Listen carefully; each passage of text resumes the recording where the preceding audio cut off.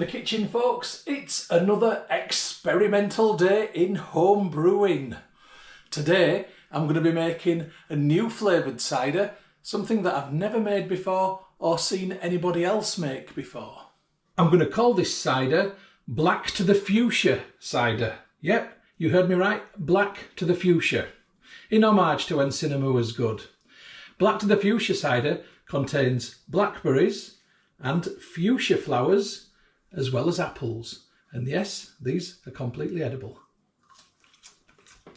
So the fuchsia flower has got a slightly zesty, tangy and spicy peppery flavour to it.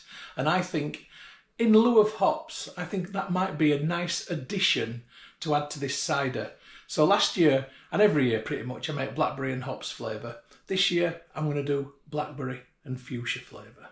And there's my fuchsia bush down there with all those lovely pink and purple flowers on. I better go and pick a few flowers. Now, I don't need too many fuchsia flowers because they are quite strong in their flavour, but I think they'll make a nice addition. The sweetness of the blackberry I think will be balanced quite nicely with the zesty pepperiness of the fuchsia.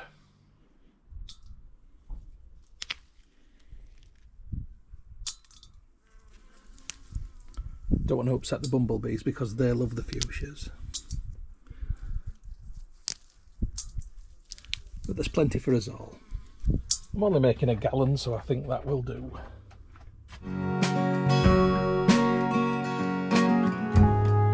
So this truly is a forager's cider. Let me show you those key ingredients. So I've got blackberries, which have been picked locally in Cookridge where I live by my wonderful wife. 2 tubs of those. There's the fuchsia flowers that you've just seen me pick. And of course it's a cider. So I've got apples, windfall apples from my tree. And now the dry ingredients. I've got 500 grams of dextrose monohydrate brewing sugar. I want this to have a good ABV, so I'm looking for around about 8%. I've got Van Class dried active yeast as my yeast of choice, and I've got Young's yeast nutrient to feed it. I've also got pectolase because I'd like this to be a clear brew when it finishes. Apples and berries can lead to haziness. My brewing vessel of choice is the good old-fashioned 4.54 litre 1 imperial gallon demijohn, and I'm going to be making this using my Tech steam juicer press, whatever it is. It's a steam juicer, but sometimes I call it a steam press. It doesn't really matter. It uses steam to break the fruit down. So the first thing that I'm going to do is to put my sugar inside my demijohn. Now that might be unusual to some people, but don't worry, I'm going to explain why as I go along. So I've just got to get this in. I'll come back to you shortly.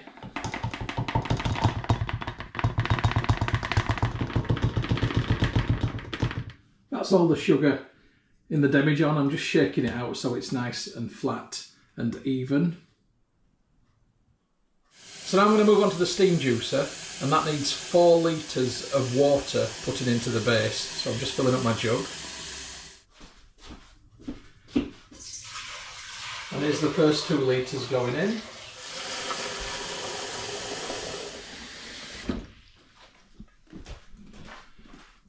And there's the second 2. And that's filled up to just underneath this little divotty bit just here. So this pan now goes on top of that pan, and this little metal spout that comes out is what fits just in there nicely. And then I've got this long pipe. So this is where my demijohn comes in. So now you can see that my demijohn is stood inside a metal pan on top of a towel. It's stood in a metal pan for a reason. So what comes out of the steam press is very hot liquid, and that's going to drip onto the brewing sugar, and I'm going to agitate that for it to dissolve the sugar, and the sugar will dissolve just fine. Now for safety's reasons I've got it in a metal pan, because if that demijohn fails with the hot water and cracks and leaks, it all gets caught in the pan, and the towel is simply just to insulate the heat from that on the laminate flooring. This nice and deep colander basket goes on top, like so. And now I've got 3 pans just there, and all of my fruit will go inside that top basket. And all of the juice from that fruit will flow down into the demijohn. Right, it's a really easy recipe. Let's get on with it. So first things first, I'm going to put my soft fruit in the bottom, my blackberries. And the other. So I'm just going to spread those around, make them nice and even. All good. On top of my blackberries goes my fuchsia. Black to the fuchsia, or in this case, fuchsia to the black. That looks lovely, doesn't it? And now I've got to deal with my apples. So I'm going to cut each of my apples into quarters like so.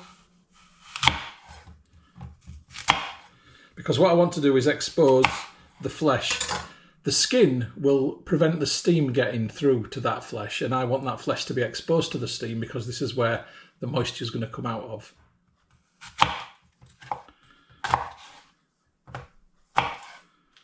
Now the ones that are particularly brown like that, I'm going to start cutting out most of the brown because I don't want a vinegariness to this.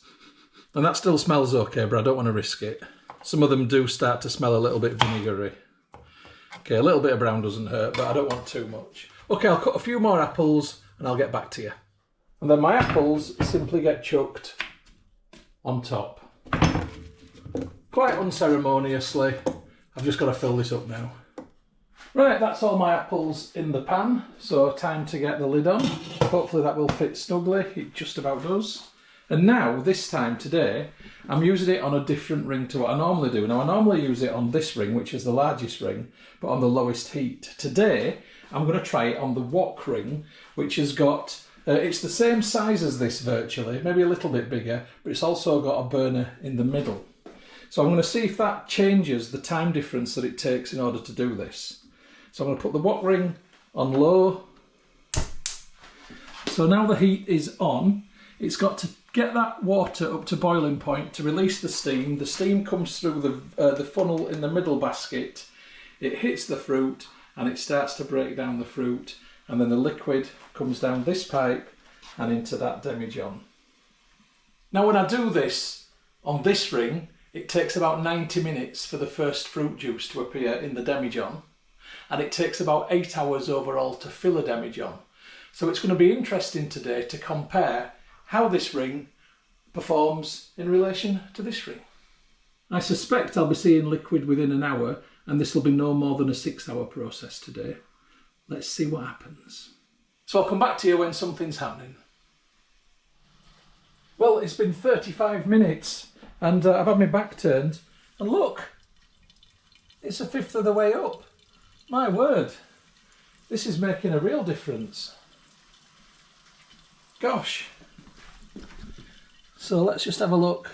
You can see the sugar underneath, so I just need to keep doing this now. It will dissolve because brewing sugar dissolves really easily. But obviously it will become a saturated solution and I'll need to keep doing it. So I'll pop that back.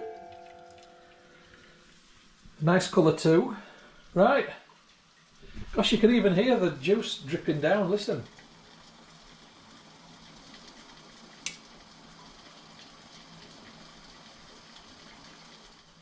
The apples on top are also really macerated. Impressive. Catch you in a bit.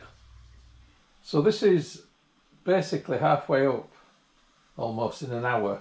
So I'm a bit concerned that the water in the reservoir in the bottom might dry up. So what I'm going to do is just turn it off. And I'm just going to leave it for 5 minutes to settle. Then I'm going to tip this pan forward so the liquid that is in there goes down and into the demijohn. Then I can remove this pan and put some more water in the reservoir in the bottom. Right, I'm going to do what I've just said, but I'm going to lift the lid off first. I mean, the level of the apples has really dropped a lot. It was right to the top before, and now it isn't. So I'm just going to lift that and pop it on this chopping board. I'm going to tilt this forward. I'll show you this on camera. I'm going to tilt this forward and get that juice out.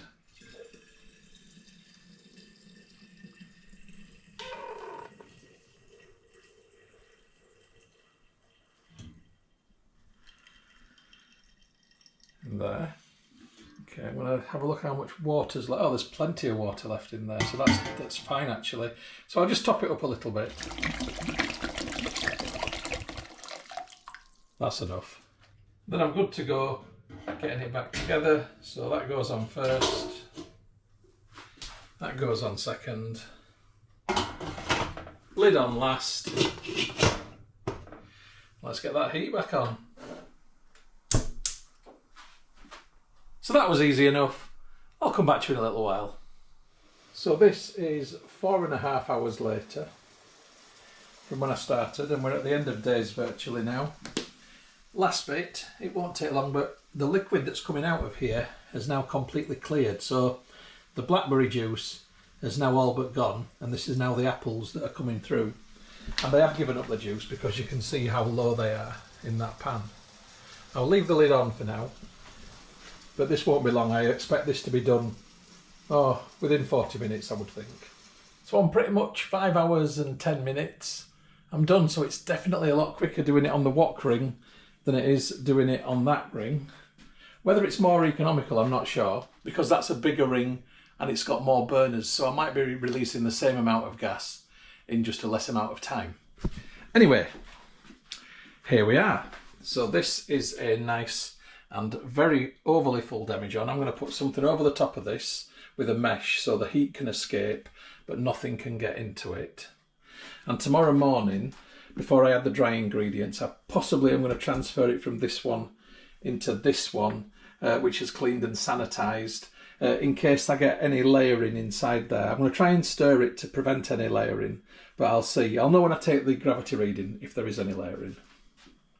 As for the Take steam juicer, well, I'm just going to leave it like this, so any more juice that does drip out of there will go into this bottle, and then I'll just use that literally as juice. Inside here, I mean, that's good. That has dropped to the level I would expect it to be. So that is good. I'm happy about that. That's really dropped a lot. So nice and compressed inside there. All good. I'll come back to you in the morning when it comes to adding the dry ingredients into this, and that will be preparation day 2 / brew day 1. Catch you then. Good morning, folks. It's preparation day 2 / brew day 1. Today I'm going to get the cider going. Let me show you the must. I must show you the must. Now, it looks good, but I'm not sure if it's separated into layers inside there. So what I'm going to do is pour half of it into this demijohn and then pour it back so I can give it a good swish around, because I want to take an original gravity reading and make sure it's accurate. Just to point out that when I put this in the demijohn yesterday, it was right up here, almost to the top, and it's evaporated down overnight, so that will have actually increased the gravity very subtly.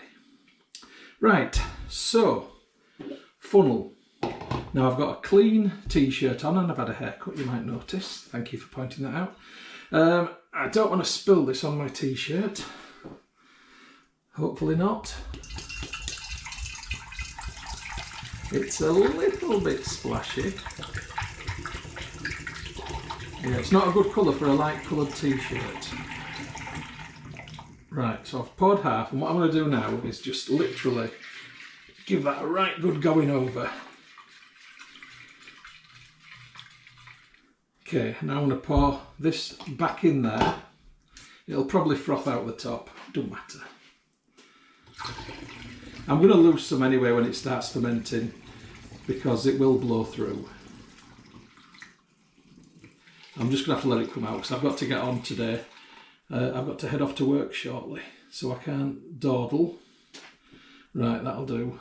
So I've got my hydrometer tube just here. There's my hydrometer within. I'm going to pour 100 ml with the hydrometer in, actually, into the tube. Hopefully not too frothy. Oh, that's all right. Right, okie dokie. So I'm starting on an original gravity of 1.052 1052.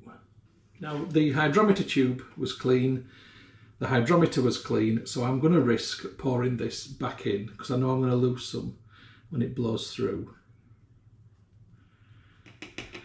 I mean, ideally what I could do is let it blow through and then pour that back in, because it won't change the gravity reading. But I'm going away for 12 days tomorrow.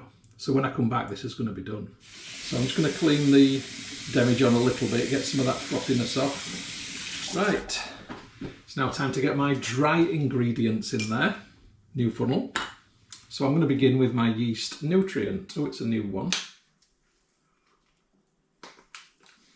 Shouldn't do that. Hope my dentist didn't see it.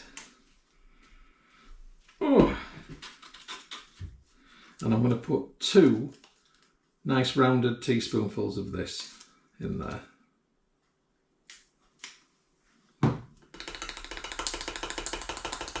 Next up, my pectolase.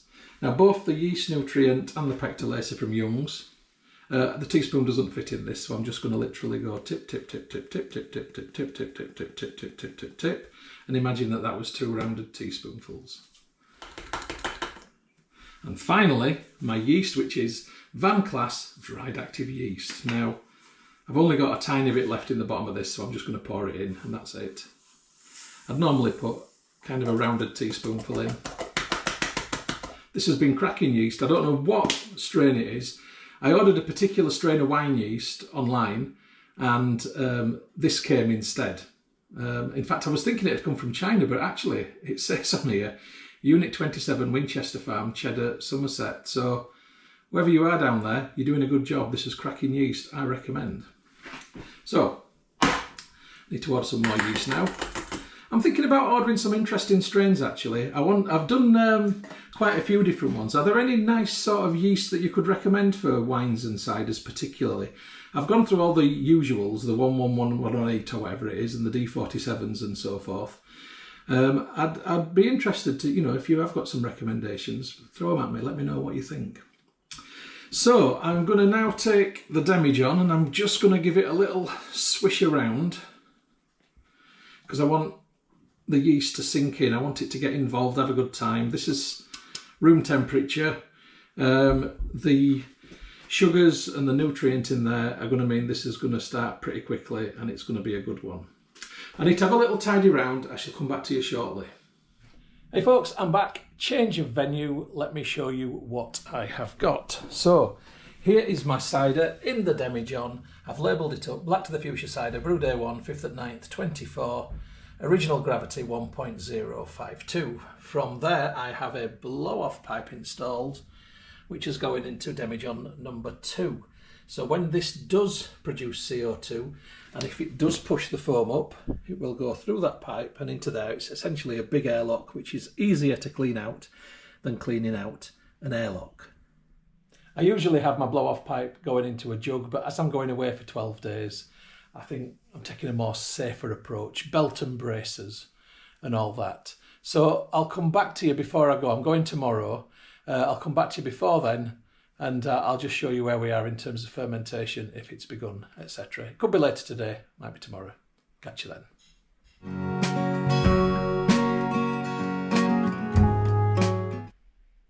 And it's brew day 2 for my black to the Fuchsia Cider, and the blow-off pipe was a good choice to make. Looking at that, this has happened overnight between brew day 1 and brew day 2. It's now going to go a little bit crazy like this for the next 24 hours and then it'll start to calm down. However, I'm now away for 12 days, so the next time that I come back to you with an update, fermentation is likely to be over. So I'll catch you then.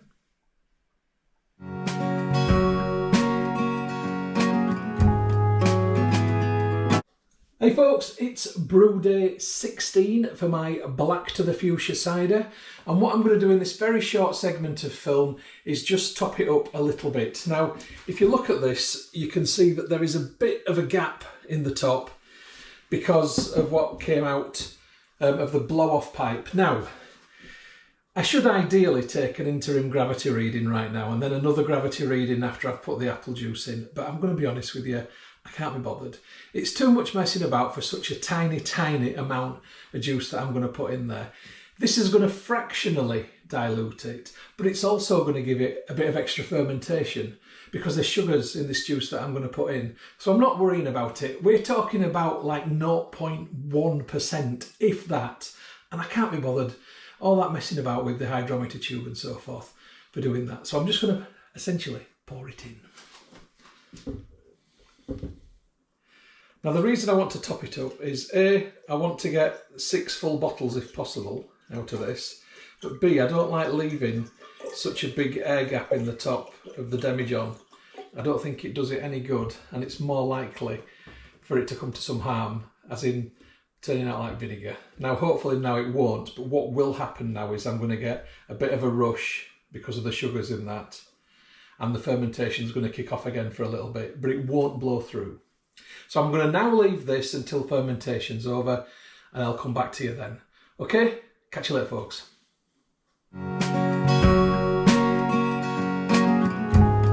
Good morning from the kitchen folks. It is brew day 124 for my black to the fuchsia cider. Let's have a look at it.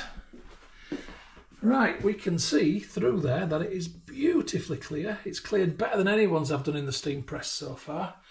Got a nice view outside of the snow, so it's January 2025 snowfall. Had quite a bit in Leeds. And I'm going to bottle today. Now this has been in the demijohn a good long while. There's no particular reason why I've left it so long. I've just been really very busy and I've had to put some things on the back burner, home brewing being one of them. But hopefully, even though it's been sat on the lees, it will still be okay. There's not a lot in terms of sediment in there. As you can see, there's only a tiny, tiny little bit. So I think it's going to be just fine. And like I say, it has cleared lovely. So today I'm going to get it out of there and into these awaiting bottles. I've got 5 700ml bottles and a half-size bottle. I've previously tried to get my demijohns into 6 bottles that I've had in the steam press, and I've not managed a full 6 yet, so I'm just going to go with 5.5, and the bit that's left over will be a taster for later. So before I can begin, I need to put some priming sugar in each bottle. Standard household granular sugar, about a teaspoon going into each bottle. Now there is some yeast left in suspension in there, and when it finds this sugar, it'll have a jolly old time and smash it apart. And when it smashes it apart, it will create CO2 in the bottle as a byproduct. And when the pressure from that CO2 builds up, my cider will develop a sparkle. That's the plan anyway, fingers crossed.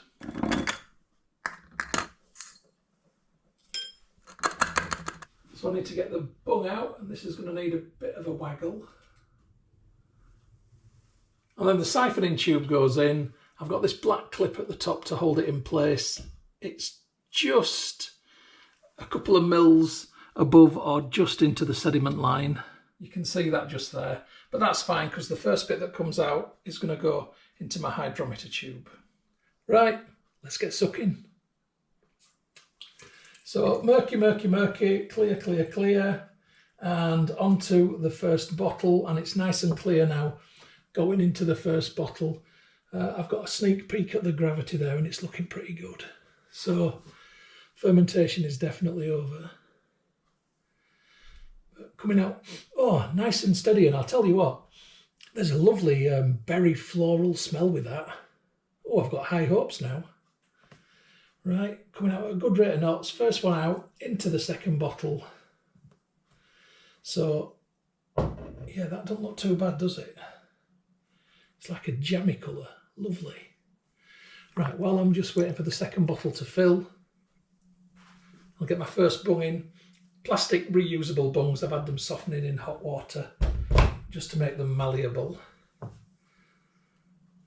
into my third bottle. And then I'm just going to pop this cage on top, pull it down tight, twist it over, keep twisting it. And that's my first bottle bunged and caged, and I'm now into bottle number 4 and bottle number 5. And I think I'm going to have a little bit left over for a sampler, which I'm not complaining about. Now, if I'd planned this for 6 bottles, I wouldn't have done it in 6 bottles. But as it turns out, I probably would have got 6 bottles. Never mind. Right, I'm just going to drain the tube. So as I'm over the sink, I can really smell the blackberry. It smells great. I'm glad I've left this actually. Yeah, definite blackberry smell. I'm gonna have a little taste of this. This is tonight's sampler. Sorry for the background noise, I live next to an airport.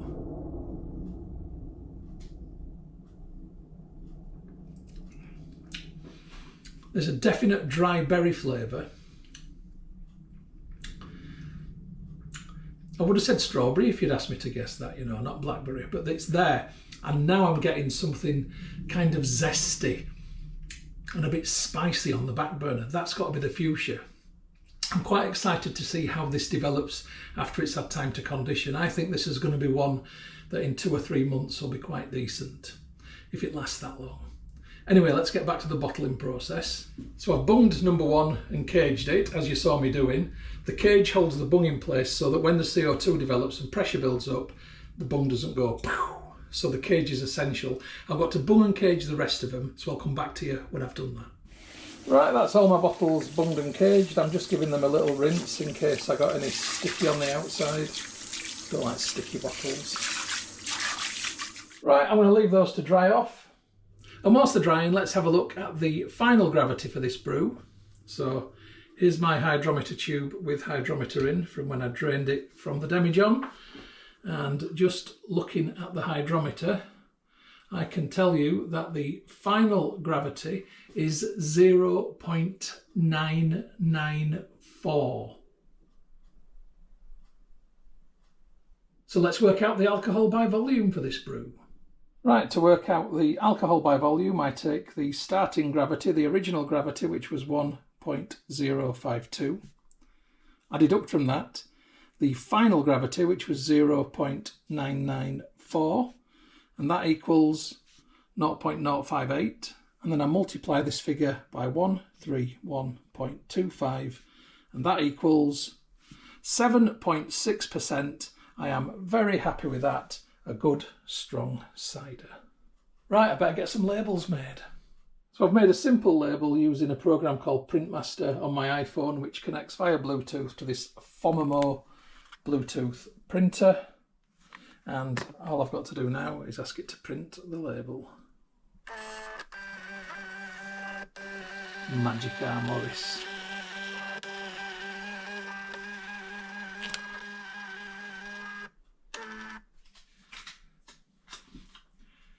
So I'm just going to get my labels on my bottles. Like so.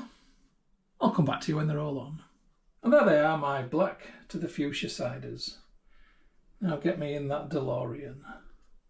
So I'm going to shortly put these away for conditioning, but the brewing process isn't ending for today because I'm moving on to my next bottling, which is a hopped cider. Oh, never-ending job. I do enjoy it though.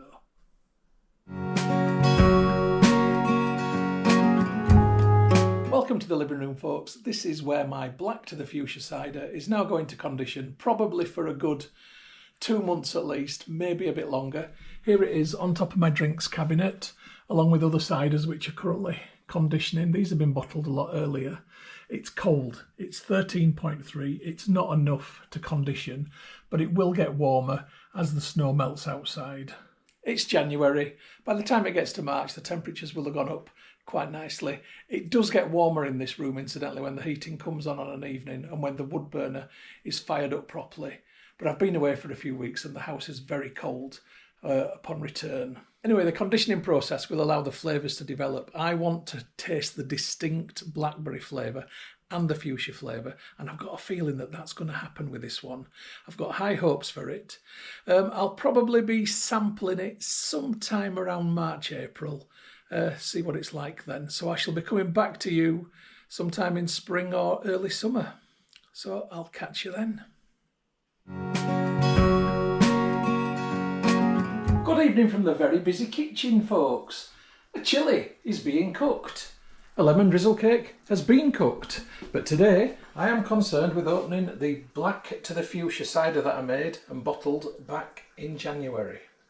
Now, when I say made and bottled back in January, what I actually mean is bottled in January, because this was made 219 days ago. That was the first day of fermentation. So this is brew day 219, and this has been left for 3 months to condition. So I am very hopeful, fingers crossed, of a sparkle and a half decent flavour.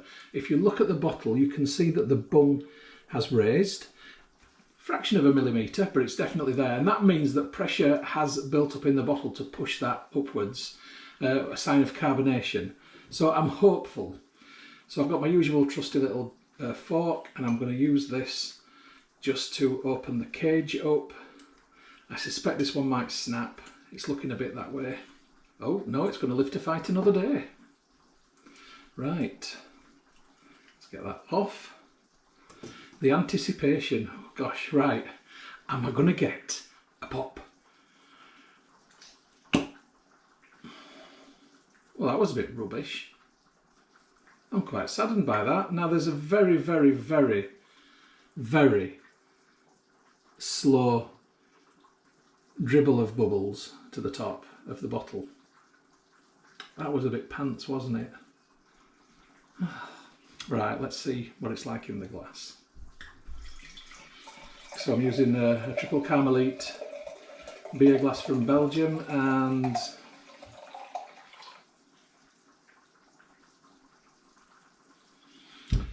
I don't want to say flat as a fart, but we might be looking at mild effervescence, if that.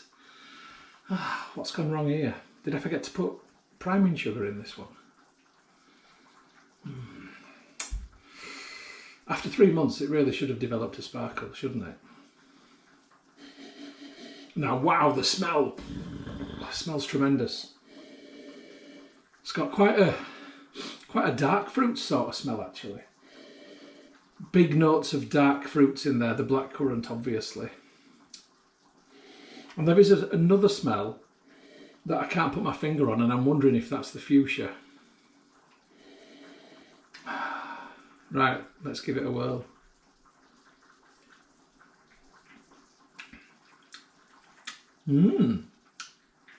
It's got a lovely flavour.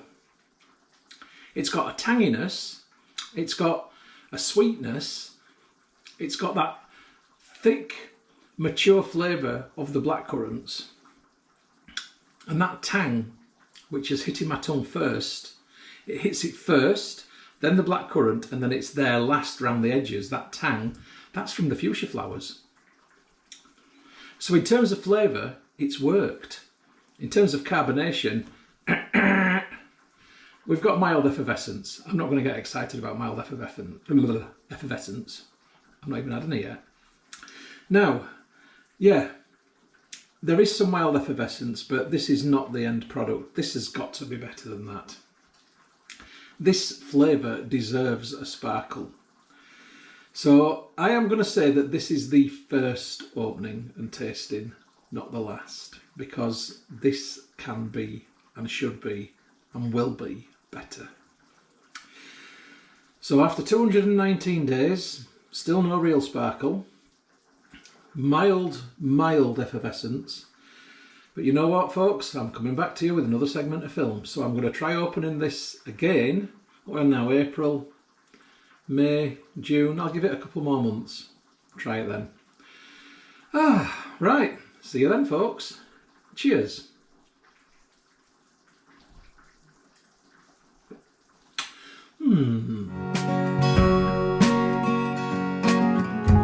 Good evening from the kitchen, folks. It is brew day 245 for my Black to the Fuchsia cider, and I'm here with you now for the second opening and tasting. And I've reached a point where I think now, if it ain't carb now, then it ain't carbing, right? It's been ever so warm. We've had a really, really good warm spell through April, and it's now into May. It's really lovely and warm. It's been 20 to 24 degrees in my living room consistently, and this mini bottle has got an absolutely raised bung, right? So this is it. Now, if this isn't carbed and it's just the slight gradual bit of pressure that's pushed it up, then the yeast has expired and it ain't gonna carb. That's it. So I'm just gonna open it now and taste it, see what happens. Fingers crossed for a sparkle and a pop. Who knows? Right, so I'm just gonna unravel the cage with this little fork. I think this cage is probably gonna break. Oh no. Another one to live to fight another day. Glorious. Right. I'm just using the little bottle, by the way, today, because that is the one that we have the raised bung on. Am I going to get a pop? Yes, I did. And I've got a rush of bubbles to the neck of the bottle. Get in there. Right, oh God. Honestly, we're reaching a point where I was thinking nothing's going to carb anymore for me. I've had like 2 or 3 which have been a bit like wet weekends. But this one's in summer mode. Excellent. Look at that. Oh yes. Oh yes, Churchill. Come on. Let's just revel in the glory of that. That's beautiful. Delightful heady bouquet like it had before. That really is a nice looking cider. It's a lovely colour, such a good colour. And the head retention, which I wouldn't have expected massively, is a bonus really. Right, so it's carved. I can hear bubbles. It looks good in the glass. Really, really sweet bouquet. Really good smell. Honestly, it actually smells slightly red winey, believe it or not. Very nice. Right, shut up, Stuart. Get it down your neck.